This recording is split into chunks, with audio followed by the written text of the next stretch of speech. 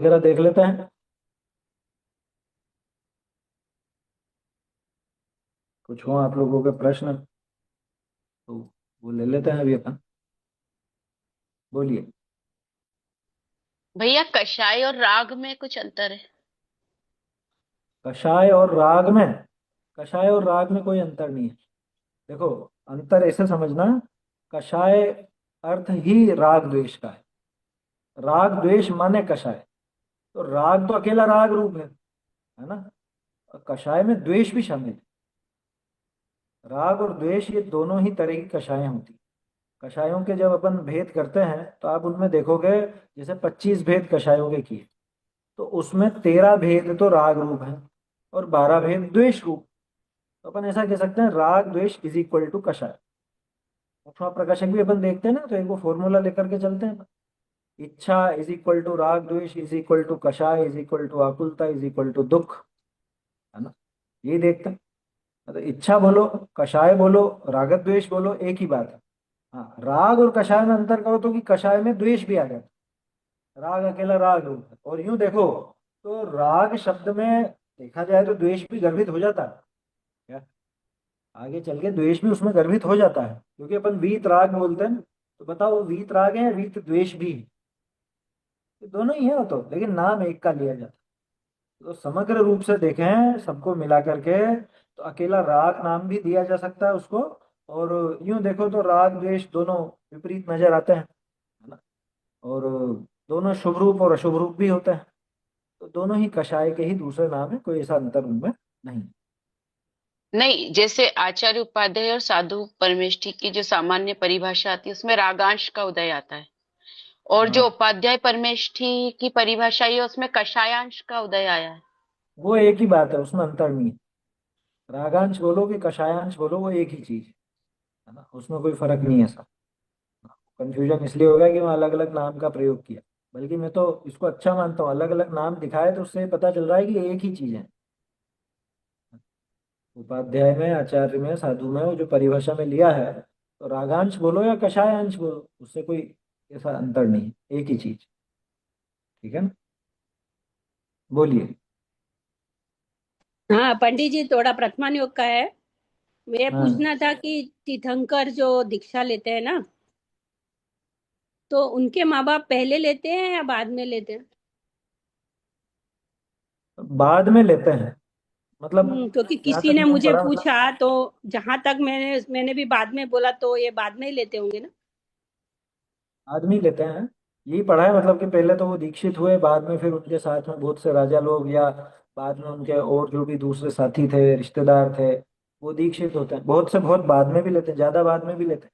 कोई साथ के साथ ही ले ले, है ना। लेकिन उनसे अधिकांश पहले का तो नहीं बाद। लेते ना? नहीं, पहले का तो नहीं पढ़ा, कहीं पर भी नहीं पढ़ा कि उनसे पहले मैंने भी दीक्षित। नहीं, तो किसी ने उनके पूछा बाद तो में ही मैंने दीक्षित बोला। होते हैं।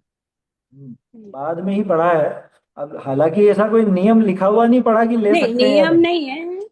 हाँ, लेकिन अमूमन तो यही देखा है अपन ने, जितने भी पुराण वगैरह पढ़े हैं हाँ, उनमें तो बाद में ही लेते हैं। बोलो। जैसे बोलते हैं ना, पर्वों के दिन आते हैं या हम्म। अष्टमी चतुर्थी, जैसे अभी 10 लक्षण जी गए, तो बोलते हैं ना कि इन पर्वों के दिन में ज्यादा राग द्वेष करते हैं या ज्यादा कषाय करते हैं तो उसका ज्यादा बंद होता है। बट अब हो ही जाए, किसी भी व्यक्ति से राग द्वेष हो ही जाए और वो ऐसा हो कि अपन अपने घर के 2-3 जन को भी बताए ना, तब भी वो कषाय शांत ना हो और तब भी वो द्वेष बढ़ ही जाए। मतलब दिन, 2-3 दिन, जैसे अभी 10 लक्षण जी में ऐसा हुआ, तो बहुत बार रियलाइजेशन हुआ कि कसाई नहीं करनी चाहिए। लेकिन वो वेग इतना स्ट्रांग था ना कि मैं जब भी उनके विषय आता है ना, तो मन से उनके लिए खराब, मतलब जो गलती उन्हें की ना वही निकल रही है। और अभी भी अब ऐसा लगता है ना, उनसे ज्यादा संबंध नहीं रखना। तो ऐसा क्यों होता है? मैं कोशिश भी कर रही हूँ कि उनके प्रति संभाव रखूं, द्वेष परिणति नहीं लाऊं। लेकिन जब भी उनके विषय में बात होती है ना, तो ये द्वेष परिणति, फिर वो दोष ऐसे निकलते ना, आपको पता है इनने ऐसा किया, ये ऐसे है, ये वो एकदम निकलना शुरू होता है। तो मैं क्यों उनको संभाव से नहीं देख पा रही हूँ? क्यों भेद ज्ञान नहीं क्यों नहीं चल रहा देख पा उनके रहे विषय हो? में? इसका जवाब तो खुद के पास ही रहेगा। क्यों नहीं देख पा रहे हो? तो ये तो खुद की चारित्रिक की कमजोरी है, अभ्यास की कमी है ना। अपन पढ़ जो रहे हैं उसको अप्लाई नहीं कर पा रहे हैं। पहली बात तो ये समझ लो कि अन्य दिनों में जो कषाय भाव आदि किया या दश लक्षण में किया, तो कोई विशेष अंतर ऐसा है कि विशेष तो ऐसा कुछ भी नहीं। दिनों से कोई फर्क नहीं पड़ रहा। हाँ, इतना जरूर है कि उस समय हम और ज्यादा विशुद्धि चाहते थे, लेकिन उस स्तर पर नहीं कर पाए, तो एक मन में फिर खेद भी ज्यादा होता। अरे ऐसा क्यों किया मैंने, या ऐसा नहीं होना चाहिए और वैसा, तो उसमें वो विकल्प ज्यादा होता। अब रही बात कि उनको क्यों नहीं कर पा रहे हैं, बार बार वो ऐसी कषाय क्यों पैदा हो रही है, तो इसका कारण तो खुद को ढूंढना पड़ेगा कि क्या मैं ऐसे लोगों से बात कर रही हूँ जिनसे मुझको ऐसी जानकारी ज्यादा मिल रही। क्योंकि सतमस्त की ऐसी आदत है, जो जानता है वहाँ, मतलब जिस चीज को जानता है उसमें राग द्वेष किए बिना मानता नहीं। तो या तो ऐसी जो इंफॉर्मेशन के आपके सोर्स हैं उनको खत्म करो, कि उस टाइम पे मौन लेकर के रहना, बातचीत ही नहीं करना किसी से, अपने आप किसी दूसरे की बात नहीं होएगी तो दूसरे विकल्प भी नहीं आएंगे। दूसरे से संपर्क ही नहीं रखेंगे तो अपने आप को विकल्प ही नहीं आएंगे। ये बाहरी उपाय हैं, असली उपाय तो अंदर में है भेद विज्ञान का। लेकिन बाहर से अंदर का निमित्त नैमित्तिक संबंध है, उसे देख करके अपन ऐसे उपाय कर सकते हैं। भाई इतने दिनों में मोबाइल नहीं चलाऊंगा या चलाऊंगी, इतने दिनों सोशल मीडिया से दूर रहेंगे, हैं इतने दिन हम पर्व के दिनों में किसी और से बात नहीं करेंगे। अरे फोन पे भी बात नहीं करेंगे, चर्चा भी करेंगे तो सिर्फ और सिर्फ धर्म की करेंगे। अब बताओ किसे कषाय पैदा हो। बाहरी निमित्त बता रहा हूँ, ध्यान रखना। जिसके पिछला तीव्र ऐसा उदय हो उसको तो कहीं भी हो जाएगी, अकेले में ध्यान करते हुए बैठे बैठे भी हो जाएगी, वो नहीं है बात। लेकिन क्योंकि अपनी स्थिति ऐसी है कि बाहर के निमित्तों से हम प्रभावित हो जाते हैं, इसलिए अपन उन निमित्तों से बच करके रहें, यही उपाय है। बचना ही पड़ेगा, क्योंकि हम अभी इतने ताकतवर नहीं हुए कि बाहर में सब तरह के निमित्त और हम हमारे हिसाब से चल रहे, नहीं होता है। बचना पड़ता है बुद्धिपूर्वक। इसलिए बहुत से लोग तो दश लक्षण आदि में दूसरी जगह चले जाते हैं कि यहाँ रहेंगे तो फालतू के विचार उठेंगे, विकल्प उठेंगे और फालतू की बातें होंगी, इसलिए अपन को चलो दूसरी जगह रहता है। वो भी एक उपाय है, लेकिन उससे भी कोई आप बच नहीं जाते, क्योंकि आदतें तो वहां पे भी अपनी वैसी की वैसी रहती है। घर छोड़ के दूसरी जगह चला गया, तीर्थ स्थल पर भी चला गया, तो वहां पे भी मैं अगर मान लो सोशल मीडिया बराबर चलाता रहूं, दूसरों से संपर्क फोन पे रखता रहूं, तो होना तो उनका वही है जो यहाँ पे कर रहा था। निवृत्ति माने निवृत्ति, पूरी निवृत्ति, कट ऑफ कर लो बिल्कुल। उन चीजों से बिल्कुल खुद को कट ऑफ कर लो, अलग कर लो खुद। ये बाहरी उपाय बार बार कह रहा हूं मैं, बाहरी उपाय है।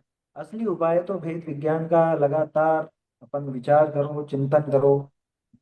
ये दूसरा कुछ भी करता और मुझे बहुत गुस्सा आ जाता, अरे तो ये स्वीकार करो ना, उस समय यही तो विचार करने का है कि दूसरे तो मुझ में प्रवेश भी नहीं करता, दूसरे की कही हुई बात भी मुझे नहीं छूती। क्यों नहीं हो पाता है कि ये तो खुद की कमी है, खुद का अभ्यास कम है, खुद के चारित्र की कमजोरी है। ये क्यों का जवाब तो खुद को तलाशना पड़ेगा, कोई कोई दूसरा थोड़ी ना आने वाला है। तो चोर पुलिस का खेल तो है नहीं कि किसी पुलिस को बुलाए वो ढूंढ करके बताए। मोटा मोटा अपन थोड़ा सा बता देते हैं कि हाँ भाई इस तरह से ये बाहर की सामग्री होती है, या इस प्रकार से कुछ बनाव बनते हैं, तो अपने इस तरह के विकारी भाव पैदा हो जाते हैं। उन चीजों से दूर रहना चाहिए, बनती कोशिश दूर रहना चाहिए। देखो इस बार मैंने एक प्रयोग किया था, दश लक्षण के पहले ही अपने मोबाइल में जैसे साइड में नोटिफिकेशन बहुत आते हैं ना, जितने ऐप डाल रखे हैं सबके नोटिफिकेशन आते हैं, सबके, और आपका ध्यान बार बार वहां जाता है। मैंने बुद्धिपूर्वक वो दश लक्षण के पहले नोटिफिकेशन बंद कर दी, सब तरह के बंद। आया समझ में? सिर्फ एक जो अपने धार्मिक संदेश जो आते हैं, या मतलब कोई प्रश्न उत्तर हो, बस उनके लिए वो व्हाट्सएप के चालू रखे, बाकी सारे बंद कर। तो बाकी सब विकल्पों से तो बचे। हालांकि पूरी तरह तो भी नहीं बच पाते, क्योंकि अपने को वो फिर कुछ ढूंढना हो, देखना हो, तो वो सब चीजें फिर देखते हैं, लेकिन फिर भी उससे एक थोड़ा बचाव हो जाता बस। सिर्फ बाहरी उपाय है, असली लगाम तो खुद को खुद के मन पर लगानी पड़ेगी, खुद पर ही लगाम लगानी पड़ेगी। अपने को अपनी खुद की टाइम लिमिट वैसी बांधनी पड़ेगी कि नहीं, मुझे इस समय यही काम करना है, मुझे यही बात करनी है, इसके अलावा बात ही नहीं करनी है। मौन धारण करो। आजकल ये प्रवृत्ति बहुत कम हो गई। पहले के लोग पर्व के दिनों में मौन से भी रहते थे। लोगों ने उसको बहुत हल्का कर दिया, उसको सिर्फ एक शरीर की क्रिया समझ लिया। अरे मौन का नियम लेकर के आप कुछ देर अगर शांति से रहोगे ना, तो वो वास्तव में आप देखना उस समय बहुत सारी चीजों से बचोगे आप। मैं ये नहीं कह रहा हूँ कि वो सिर्फ नहीं बोलने की वजह से आप बच गए, लेकिन आपको उस समय वो विकल्प ही नहीं होंगे। सामने वाला कुछ भी कह रहा है, आपको पलट के जवाब देना, लेकिन मौन से बैठे हो आप दबाओगे उस विकल्प। जैसे आप अंदर गुस्सा तो आ रहा है लेकिन आप उसको व्यक्त नहीं कर रहे हो ना, तो उसको थोड़ा दबाने का अभ्यास करोगे। मैं ये नहीं कह रहा हूँ कि सिर्फ मौन लेने से आप वो सुधर जाओ, किसी के और ज्यादा भड़क भी सकती हो आप, लेकिन उस समय वो दबाने की कोशिश कर रहा है ना, उस कैसी भी कषाय हो वो दबाने की कोशिश कर रहा है। मौन भी जीवन में होना चाहिए। देखो सामायिक में तो मौन होता ही होता। मौनम सप्त स्थानम, ये पहले भी अपन ने पढ़ा है ना। 7 स्थान पर मौन बताया, वहां पे जिनेंद्र भगवान की भक्ति, सामायिक इत्यादि क्रियाओं में भी मौन बताया गया। समझ में ही बात। मलमूत्र त्याग वगैरह में और भोग आदि में, इनमें तो बताया ही है। भोजन में भी बताया है, भोजन कौन सा करना चाहिए। तो ऐसा अपने को प्रयोग करने चाहिए। देखो अपने को पता लगाना पड़ेगा कि मुझे विकल्प कहाँ कहाँ ज्यादा खड़े होते, मुझे कहाँ कहाँ पर ज्यादा विकल्प खड़े होते हैं, कैसी बातों में मुझे ज्यादा विकल्प खड़े होते हैं, कैसी बातों में मैं ज्यादा विचलित होता हूँ, कषायों से ज्यादा आकुल व्याकुल होता हूँ, कहाँ पर होता हूँ। ये मुझे खुद को टटोलना पड़ेगा और खुद ही उसका फिर उस तरह से उपाय करना पड़ेगा। अरे आप नहीं करते हो क्या? मान लो आपको बार बार जुकाम होने लग जाता हो, छींके आने लग जाती हो, या कुछ छोटे मोटे फोड़ी फुंसे होने लग जाते हो कभी कभी विशेष, तो अपन सोचते हैं कब होता है। अपने को पकड़ में नहीं आती तो अपन इलाज कराते हैं, एलर्जी की जांच कराते हैं कि मुझे किस किस चीज से एलर्जी है। फिर क्या करते हैं, पता पड़ गया था। जब पता पड़ गया तो अपन उन चीजों से अपने आप एक दूरी बना लेते हैं। क्या कि मुझे इससे दूर रहना है। जहाँ धूल भरी चीजें हों, मुझे वहां पे खांसी की जुकाम की शिकायत हो जाती है, तो मैं उन चीजों से दूर रहूंगा। बस वैसा का वैसा ही यहाँ पर है। जैसे शारीरिक स्वास्थ्य को बनाए रखने के लिए अपन उन चीजों से दूर रहते हैं जिनसे अपना शारीरिक स्वास्थ्य बिगड़ता है, ठीक उसी तरह से अपन उन चीजों से भी दूर रहें जिनसे अपना आत्मिक स्वास्थ्य बिगड़ता है। बाल बोध पाठमाला भाग 1 में एक बहुत अच्छी बात है। क्या वो उसमें कहते हैं कि सुबह उठ करके और रात को सोने के पहले नमोकार मंत्र बोलना चाहिए, पंच परमेष्ठि का स्मरण करना चाहिए, उससे हमारा मन शुद्ध होता है। तो सामने वाला बच्चा क्या पूछता है, मन भी कोई अशुद्ध होता है क्या? ऐसा कैसे प्रश्न है, आप लोगों ने अगर पढ़ा हुआ बाल बोध भाग 1 में, दिनचर्या वाला पाठ है शुरू में, और बहुत सरल पाठ है, लेकिन ये बात कितनी अच्छी है उसमें। मन भी अशुद्ध होता है कि हाँ, जैसे बाहर की गंदगी आदि से हमारा शरीर अशुद्ध हो जाता है, उसी तरह से व्यर्थ के राग द्वेष विकल्प आदि से हमारा मन भी अपवित्र अशुद्ध हो जाता है। और जैसे बाहर में स्नान आदि करके, हैं, कपड़े से पोंछकर पानी से इत्यादि इत्यादि से हम शरीर को शुद्ध कर लेते हैं, उसी तरह से पंच परमेष्ठि के स्मरण से, वहां तो बहुत बेसिक सी बात ली, अपन थोड़ा सा आगे बढ़ करके विचार, पंच परमेष्ठि के स्मरण से, भेद विज्ञान के विचार से, वस्तु व्यवस्था के विचार से, क्रमबद्ध पर्याय के विचार से, इत्यादि इत्यादि जो जो भी लगा सकते हो, इनके विचार से मन में पैदा हुए वो जो अशुद्ध विचार हैं, जिनकी वजह से हमारा मन गंदा हुआ, वो राग द्वेष खड़े हुए, क्या आया समझ में? इसने मुझे ऐसा क्यों बोल दिया, इसने मेरे साथ ऐसा क्यों कर दिया, या ये ऐसा क्यों करता है, जो भी आपके दिमाग में विचार है, वो जो मन की अशुद्धि है, वो अशुद्धि उससे दूर। देखो बाहरी निमित्त बने ना उस अशुद्धता में, ऐसे ही बाहरी निमित्त भी हैं जो उस अशुद्धता को दूर करने में सहायक है। जिनेंद्र देव है, जिनवाणी है ना। देवशास गुरु का आश्रय लो बाहर से, और अंतरंग में अपने विचार चलाओ, भेद विज्ञान चला करके देखें, है? क्रमबद्ध पर्याय आदि का विचार कर, अरे ऐसे ही होना था, इसका परिणाम ऐसे ही था, और अरे भेद विज्ञान चलाए वहां पर, इसने मुझे छुआ भी सही क्या, जब इसका मुझ में प्रवेश नहीं, ये शब्द क्या मुझे छूते भी हैं? सामने वाले ने जो कह दिया या इसने ऐसा कर दिया, तो सामने वाले का मन वचन काय ये बिल्कुल मुझसे न्यारा पता है। अरे शरीर तक से न्यारा है, और तो और छू, शरीर से भी न्यारा है वो। जब ऐसा विचार चलेगा तो अपने आप ही वो जो राग द्वेष आदि की विकृति है वो मिटेगी, है ना। और आप जो कह रहे हो हम कषाय नहीं करें, कषाय नहीं कर, कषाय तो उस समय भी हो रही है, भेद विज्ञान की भी बात दोष आई थी, इसमें भी एक मंद कषाय का भाव होता है। दोष क्यों दिखते हैं? कोई कुछ गलत कर देता है तो दोष क्यों दिखने शुरू हो जाते हैं? खुद के दोष देखो, दूसरे के नहीं दिखेंगे। आया समझ में? खुद के देखने लगेंगे ना तो दूसरे के नहीं नजर आएंगे। हाँ ये देखो 373। हाँ, गाथा बहुत बढ़िया है। देखो देखते हैं इसको। निंदित संतुत वर्णाणी पोगला परिणमंती बहुगाणी। लो, क्या? निंदा और स्तुति के वचन, ये क्या है ये? अरे पुद्गल का परिणमन है। पुद्गल ही तो परिणमित हुआ, वो भाषा वर्गणा। निंदा के शब्द, सामने वाले ने कुछ कुछ कह दिया, अपने को कठोर शब्द बोल दिए हैं, या पलट के हमने भी कुछ कह दिया, ये सब क्या है ये? निंदा के वचन और स्तुति के वचन, हमने किसी की तारीफ कर दिया, किसी ने हमारी तारीफ कर दी, दोनों तरफ लगाना। क्योंकि आप जो बात कर रहे हो ना, उसमें तो सिर्फ कठोर शब्दों की बात है। सामने वाला प्रशंसा करता तब कितना अपना चेहरा खिल जाता, क्या रहा, बढ़िया बढ़िया, वहां बुरा नहीं लगता। बुरा कहाँ लगा? जब सामने वाले ने कुछ अपनी बुराई कर दी, या कुछ कठोर वचन बोल दिया, कुछ भी एक्स वाई जेड अपन ने बोल दिया। अरे उसने बोल दिया और हमने भी बोल दिया, वो हो गया, कषाय का एक्सचेंज हो गया, लेकिन अपन उसको लेकर के बैठे रहे, लंबा खींचता। क्या? निंदित संतुत वर्णाणी, ये निंदा के और जो संस्तुति के वचन है, ये सब क्या है? पोगला परिणमंती बहुगाणी, ये पुद्गल ही परिणमित होते हैं, बहुत बहुत पुद्गल ही परिणमित होते हैं। ताणी सुनी धूण, उनको सुन करके रूसदी तूसदी या पुनो अहम भणी दो, जो उनको सुन करके रुष्ट होता है या तुष्ट होता है, निंदा के वचन सुन के, कठोर वचन सुन करके रुष्ट हो जाएगा, है ना, रूस जाएगा, रूठ जाएगा। और तूसदी, या फिर कोई प्रशंसा कर दे तो हमारे लिए कितना अच्छा बोला है, संतुष्ट हो जाएगा।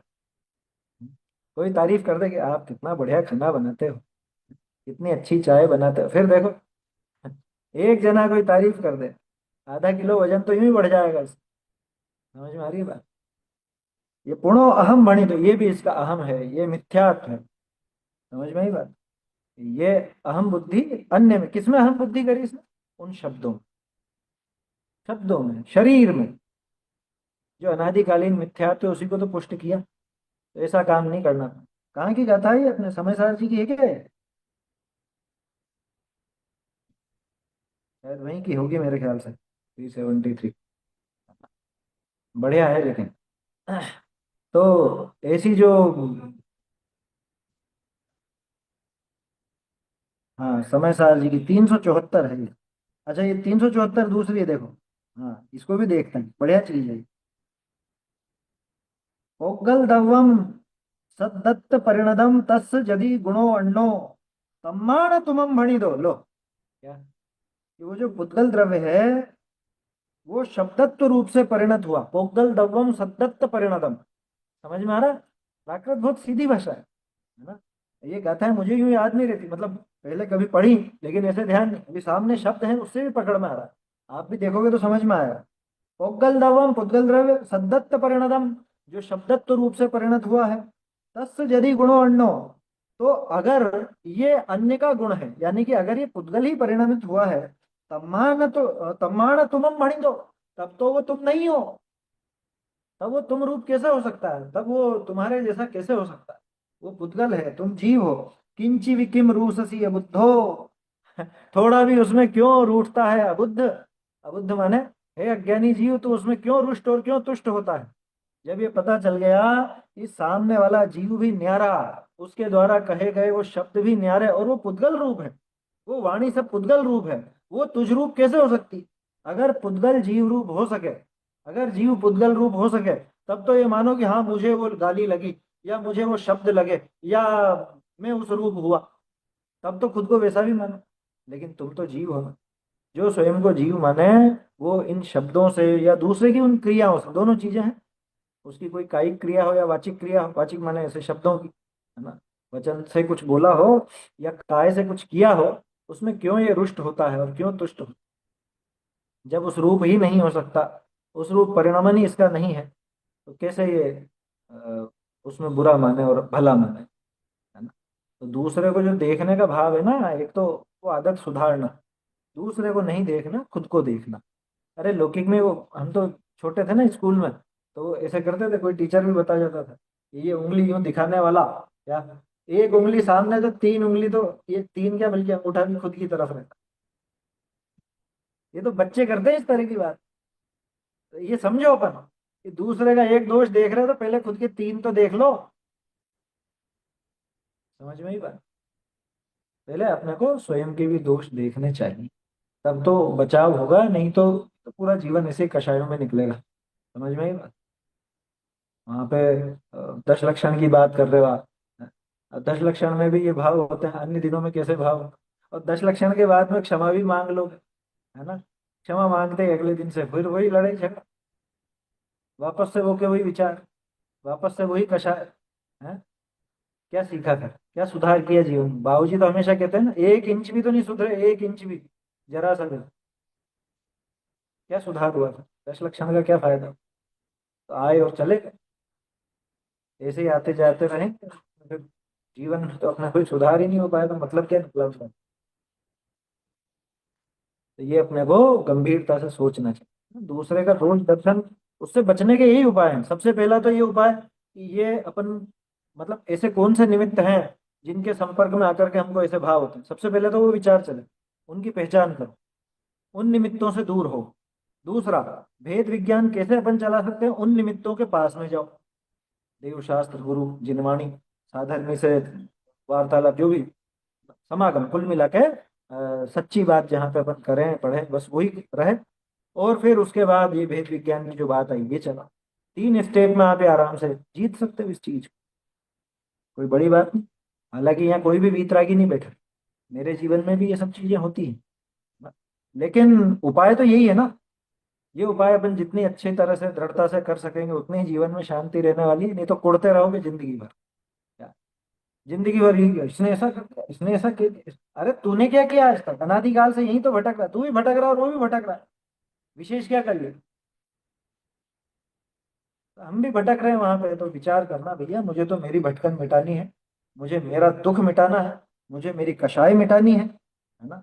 तो ही मैं सुखी हो पाऊंगा, नहीं तो जैसे जैसे बाकी के जीवन निकले, वैसे ये जीवन भी समाप्त हो जाए, कुछ हाथ नहीं आएगा।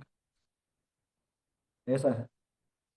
अब पहले अपन ने भजनों में भी तो देखा है, वो एक क्या था भजन में, कहा करत तेरी मेरी, इस तरह का भजन था वहां पर। जीव समझ ले बात मेरी, या कहा करत तेरी मेरी, इस तरह की कुछ वो लाइनें बराबर याद नहीं आ रही, लेकिन अभ्यास करो भैया, कुल मिला के उपाय तो यही है ना। अपने को स्वयं अभ्यास बढ़ाना पड़ेगा अपना, उसी से लाभ होगा, नहीं तो नहीं होगा। ऐसा है। ठीक है। और कोई प्रश्न है क्या किसी का? एक प्रश्न कल व्हाट्सएप पर मेरे पास आया एक साधर्मी का, कि आजकल ये शोध का भोजन और परम शोध का भोजन, ये चीज चल पड़ी, ये क्या है? उन्होंने मुझसे यही पूछा कि परम शोध का भोजन मतलब क्या? हमने तो शोध सुना था, ये परम शोध क्या हो? मैंने तो ये जवाब दिया, देखो, मैंने वहां उस पर तो ऐसा नहीं लिखा, लेकिन मैं स्पष्ट कहता हूँ, थोड़े से कठोर शब्द है, ये बेवकूफ बनाने वाली वृत्ति है। क्या? क्या कहा मैंने? ये दूसरों को बेवकूफ बनाना है ये। जब आप बोल रहे हो शोध और परम शोध, जब आपने दो कर दिए, इसका अर्थ समझना। अब अगर परम शोध उस शोध से बढ़कर के है, इसका मतलब शोध शोध नहीं है। क्योंकि शोध के भोजन से ऊपर और क्या होगा? मुझे नहीं पता वहां पे क्या करते हैं, शोध में क्या करते हैं और परम शोध में क्या करते हैं। बहुत से लोग बताते हैं शायद शोध में ऐसा होता होगा कि वो सेंधा नमक काम में ले लेते हैं, लेकिन सेंधा नमक कब का है, वो मर्यादा भले बाहर की। सेंधा नमक पहले पिछले आयोजन के पहले इकट्ठा, और बाद में वो चल रहा है, तो शोध तो कहलाया कि सेंधा नमक है इसलिए शोध। बहुत से लोग तो यही समझते हैं कि खाने में सेंधा नमक काम में लिया वो शोध का होगा, बस। पानी किस तरह से छाना नहीं छाना कोई विवेक नहीं। और परम शोध में, कि परम शोध में तो सब आटे मसाले मर्यादा के रहेंगे। अच्छा, परम शोध में अठपेरा घी का प्रयोग हो जाएगा। तो शोध में दूसरा घी चल रहा है, वो शोध का कैसे रहा? शोध में अगर मर्यादा के बाहर के आटे मसाला नमक वगैरह है, वो शोध कैसे रहा? इसलिए मैंने कहा वो बेवकूफ बनाने की बात। और फिर जो अभक्ष्य चीजें हैं, वो पत्ती वाली चीजें, टमाटर, अमरूद, ये अगर परम शोध में शामिल है, तो फिर वो शोध भी कैसे रहा? ये गंभीरता से विचार कीजिएगा। जो वनस्पति अभक्ष्य में आती है, उन वनस्पति का प्रयोग अभी अपन करें और कहें कि अरे हमारे तो ये चलता, हम इसको ऐसा नहीं मानते, ऐसा करके तुम मान कुछ भी लो और नाम रख दो भोजनालयों के अलग अलग, एक शोध एक परम शोध। बीच में ऐसा होने लगा था, 5-7 तरह के भोजनालय चलने लगे, बड़े बड़े शिविर जब लगते थे। क्या? गुजराती भोजनालय अलग, क्योंकि गुजराती भाई आएंगे तो उनको तो अलग से चाहिए भाई। एक सामान्य भोजनालय, एक वीआईपी भोजनालय, एक विशिष्ट विद्वानों का भोजनालय। वीआईपी भोजनालय माने वो सेठों का, और विद्वानों का भोजनालय वो एक अलग है, उनको सुविधा बनी रहे ऐसी। फिर एक शोध का, एक परम शोध का, ये क्या पागलपन चला है? लोगों में ऐसा भेदभाव क्यों? श्रोताओं में ऐसा भेदभाव क्यों? सबको एक जैसा शोध का भोजन क्यों नहीं कराया जाए? मैं अभी वहां पुणे गया, वहां मुझे लोगों ने बताया नाते पुते करके एक जगह है। नाम सुना होगा आपने, महाराष्ट्र में नाते पुते। वहां शिविर लगाते हैं वो, हाईलाइट कभी नहीं होते। वहां शिविरों में मालूम क्या मिलता है? सुबह सुबह कढ़ी थूली, थूली समझते हैं? दलिया, मीठा दलिया, बस वो मिलेगी। सामान्य सबको एक ही चीज मिलेगी। और दिन के भोजन में भी कोई मिठाई मिठाई नहीं, सादा भोजन, रोटी सब्जी दाल चावल, बस।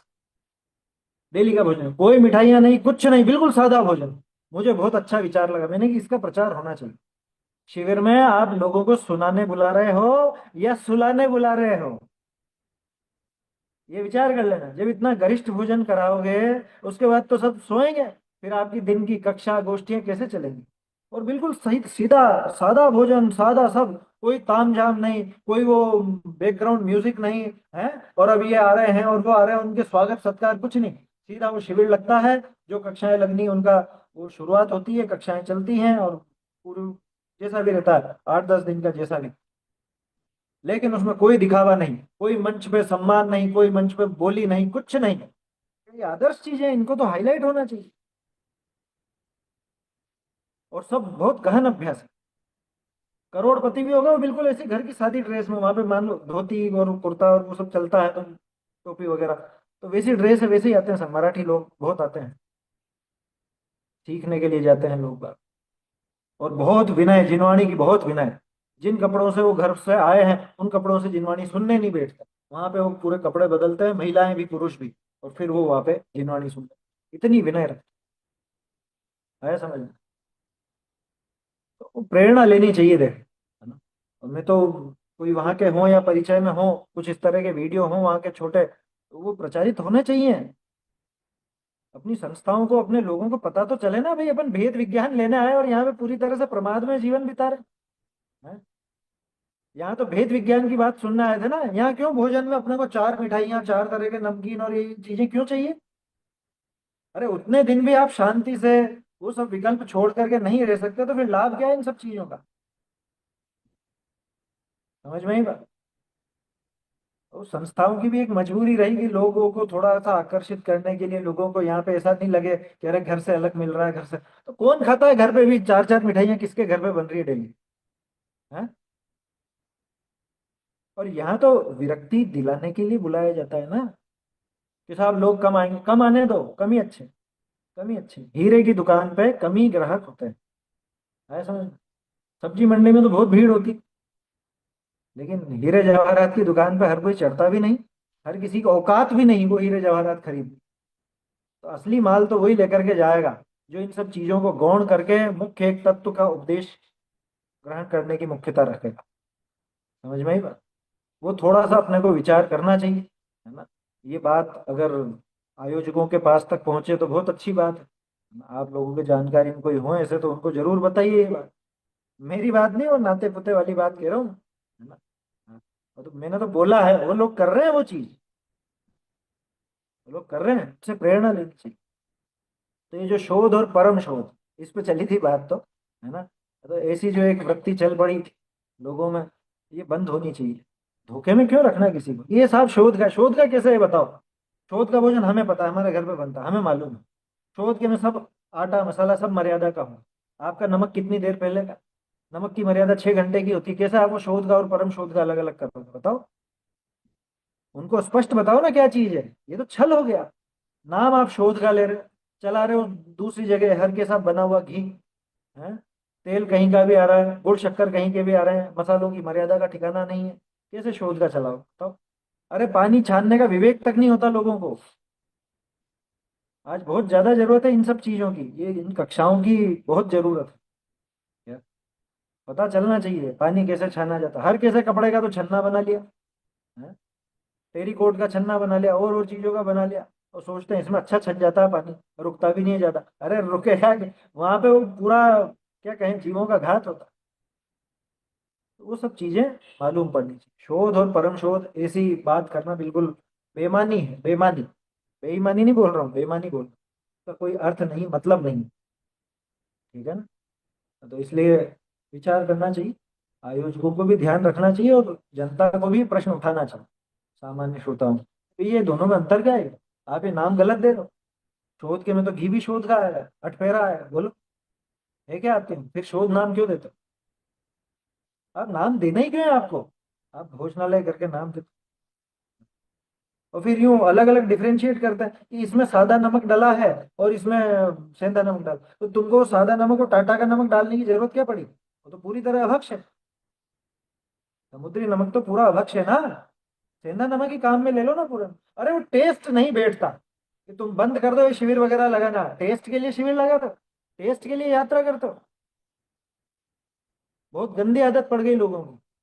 और खास तौर पे ये जो, अब क्या कहूँ देखो, है ना, नाम लेने में अच्छा नहीं लगता, ये मालवा की जो बेल्ट है, ये तो पूरा खाने पीने के शौकीनों की बेल्ट है। यहाँ के मतलब लोगों को यात्रा में भी जाएंगे तो नमक तो भाई दूसरा, वो लोगों को टेस्ट नहीं बैठता। तुमको मालूम भी पड़ता है टेस्ट नहीं बैठता है? समुद्री नमक और सेंधा नमक, इसमें टेस्ट का वो बड़ा वो लग रहा है। तुम आए काहे के लिए? यात्रा करने क्यों आए? शिविरों में क्यों आए? क्या करने आए हो बताओ? यार साहब ऐसे तो कोई नहीं आएंगे कि मत आओ। यहाँ किसको चाहिए? वैसे भी भटक रहे हो, वैसे भी भटकोगे। समझ में ही बात।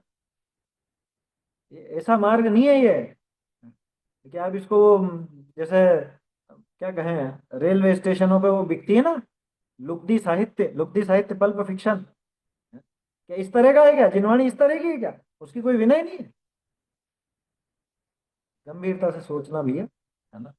बोलिए। पंडित जी, ये अष्टमी चतुर्दशी को सेविंग नहीं करते क्या? अब देखो, अष्टमी चतुर्दशी को शेविंग करते कि नहीं करते, ये तो व्यक्तिगत विचार है ना। नहीं, वो हिंसा हिंसा का कुछ है क्या उसमें कुछ मतलब? देखो, आरंभिक क्रिया तो है ही सही, है ना। आप उस दिन भी छोड़ करके रहोगे, "हाँ, ठीक है आज अपन इसको भी छोड़ते हैं, अरे आज आज क्यों मैं कर अपन"। रहा था तो वो उन्हें वाइफ ने मना कर दिया कि आज नहीं करो। देखो उसमें वो चीज मत लेना कि अरे आज कोई मंगलवार है तो कटिंग नहीं कराना, वो तो जमाने गए। पहले तो नाई भी दुकान बंद रखते थे मंगलवार में, है ना। अभी वो अष्टमी चतुर्दशी को शेविंग नहीं करना, इसके पीछे लॉजिक क्या है कि भाई अष्टमी चतुर्दशी को अपन ज्यादा से ज्यादा समय अभ्यास में लगाएं, है ना, तत्व विचार में लगाएं, इसलिए थोड़ा और समय मिल जाए तो बढ़िया। बाकी तो एक वो आरंभिक क्रिया है, आरंभी हिंसा थोड़ी तो होती है उसमें। हालांकि आप पानी भी छना हुआ काम में लोगे और वो सब लोगे, वो मालूम है मुझे, है ना। मैंने तो यही जवाब दिया था कि वो तो सब अध्ययनों में होता है जी, क्योंकि मैंने नहीं यही सुना नहीं, है कि वो लोग नहीं वो करते। मंगल सोम वाली बात या तिथि वाली बात हो तो ग्रहित मिथ्या, तो वो चीज अलग है। यहाँ पे तो यूं कि भाई अपन ठीक है आज के दिन और थोड़ा सा इसको टाल करके देखें। हाँ ये भी बात है, बालों में असंख्यात जीव होते हैं, बालों के आधार से सूक्ष्म जीव बहुत होते हैं, तो उस दिन अपने को थोड़ा छोड़ना चाहिए, है ना। वैसे उसमें एक तर्क और है, क्रीम व्रीम नहीं हो तो मना कर देंगे, हम क्रीम लगाते ही नहीं, हम तो साबुन से या बिना साबुन के ही बना लेते हैं, उसमें क्या है? बिना साबुन की भी बन जाती है। अब तो सब साधन है ना, कि खींच लेते हैं हम तो कैसे भी। तो वो हाँ वो जीवों वाला एक फैक्टर है, जीवों का घात वो तो कभी भी करोगे तो होगा, जीवों का घात उसमें होता है। तो आज के दिन थोड़ा सा और बच करके चले, एक भावना है उसमें, अष्टमी चतुर्दशी से कोई विशेष फल लग जाएगा ऐसी बात नहीं है, लेकिन वो कि एक तो समय मिल जाए अपने को उतना, और थोड़ा सा उस दिन अपन उन विकल्पों से। अच्छा एक और चीज है, शरीर के प्रति उतनी आसक्ति भी घटी, क्योंकि दाढ़ी बढ़ती है ना, ये पुरुष लोग सब जानते हैं, दाढ़ी बढ़ती है तो 4-5 दिन में खुजली सी होने लगती है, वो बाल बढ़ने लगते हैं तो थोड़ी सी चुभने लगती है ना। तो वो एक दिन के लिए और थोड़ा सा आप उसमें वो भावना चला सकते हैं। एक तर्क और आता है उसमें कि साहब आज नहीं बनाएंगे कल तो बनाएंगे ही, सही तो उतना तो होना ही होना।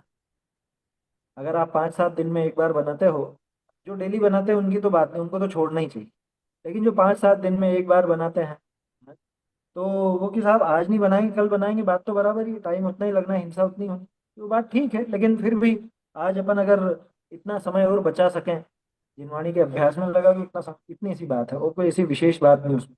आपकी विरक्ति कितनी है उतनी, और वो जो जीवों का पक्ष है वो भी है ही सही वहां पर, है ना। कल भी करोगे तो भी वो जीवों का घात तो होना है, और आज भी करोगे तो भी जीवों का घात तो होना है ना। वो इतना मतलब में तो है, आरंभी हिंसा तो है, पर वो कोई ऐसा बहुत बड़ा कारण नहीं है। चीजें छोड़ने की वो होती है मुख्य रूप से जो अपन डेली करते हैं। जो कभी कभार करते हैं वो तो आज करोगे या कल करोगे, वो तो करना ही है। लेकिन जो डेली करते हैं उनमें कभी कभी अपन रोक लगा सकते हैं। जैसे भोजन, भोजन में अपन ने रोक लगा दी, या समझ लो हरित काय आज नहीं लेंगे, एक समय लेंगे, जो जो भी जिसको जैसा विचार चलता है। तो डेली करने वाला काम तो कम होना ही चाहिए, और कभी कभी होने वाला काम भी कम हो तो अच्छा, बढ़िया ही है ना। इसलिए नहीं बनाए तो ज्यादा बढ़िया। बाकी तो ऐसा कोई शास्त्र में उल्लेख पूछोगे तो वो तो नहीं है कि अष्टमी चौदस को दाढ़ी बनानी कि नहीं बनानी, अष्टमी चौदस को बाल कटाने या नहीं कटाने हैं। अष्टमी चौदस को, हाँ इतना है, जो भी विषय भोग की चीजें हैं, आरंभिक क्रियाएं हैं, उनसे अपने को थोड़ा बच करके चलना चाहिए। उस दिन अपन ज्यादा से ज्यादा समय वेद विज्ञान के लिए, तत्व विचार आदि के लिए लगा सकें, इस ये भावना उसके पीछे मुख्य होनी चाहिए। बाकी कोई तिथि विधि वाली बात नहीं है ना, कि मंगलवार को वो पहले नहीं काटते थे बाल तो ऐसे ही अब अपन अष्टमी चौदस को नहीं काट, ऐसा कुछ वो नहीं है। ग्रहित मिथ्यात्व वाली बात ही। हाँ उस दृष्टि से देखे तो ग्रहित मिथ्यात्व जरूर होगा। क्या? और अष्टमी तिथि को नहीं करना, तिथि को तुम और काम कर रहे हो और ये काम नहीं कर रहे हो, क्यों नहीं करना? क्यों नहीं करना, ये लॉजिक अपने दिमाग में आना चाहिए। समय ज्यादा मिल जाए अपने को। हाँ ये उसमें बोलते ही हैं अपन, भोजन वाहन शयन स्नान पवित्रांग राग कुसुमेषु, तांबूल वसन भूषण मनमत संगीत गीतेषु, अद्य दिवा रजनी वा पक्षो मासस तथा तो रैनम वा, भोगो भोग परिमाण में आता है, एक दिन के लिए इसका त्याग। वहां पे भी अष्टमी चौदस नहीं है, वो दिनों के हिसाब से आप कर सकते हो। भोगो भोग परिमाण का श्लोक है 86 87, अपने रत्नकर शौकाचार्य। तो ठीक है, जितना बचो उतना अच्छा, यूं है बात, है ना। बाकी उसमें कोई धर्म है या कोई अनिष्ट होगा आज बनाओगे तो ग्रहित मिथ्यात्व वाली बात है, ऐसा। ठीक है ना। चलिए समय भी हो गया है अपना। और कोई छोटा मोटा एक आध मिनट का प्रश्न हो तो देख ले, नहीं तो समाप्त करते हैं, समय तो हो गया है। चलिए समापन ही करते हैं। चैतन्य का स्मरण प्रतिक्षण ही करो रे भव के अंत दुख को क्षण में हरो रे, रे अक्षय अनंत निज सौख्य निधान पाओ, गाओ अरे नित इसी के गीत गाओ, निज निधि निज में बताई, यह अनंत उपकार है, इसके लिए जिनवान माहु, वंदना शत बार है, वंदना शत बार।